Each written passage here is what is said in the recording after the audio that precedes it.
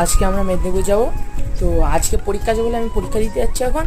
তো চলো পরীক্ষা দিয়ে এসে তোমাদের সাথে দেখা হচ্ছে। তো আমার লেট হয়ে যাচ্ছে কিন্তু। তো গাইস আমাদের হয়ে গেছে স্কুল দিয়ে এসে আর তোমাদেরকে দেখাতে পারিনি। তো রাস্তায় যেতে যেতে তোমাদের সাথে দেখা হবে।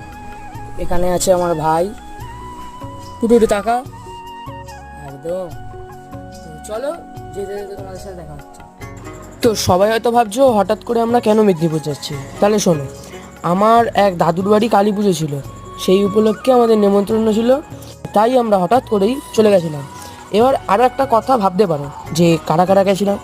তো আমি, বাবা, মা, ঠাম্মি, আরও অনেকে গেছিলো।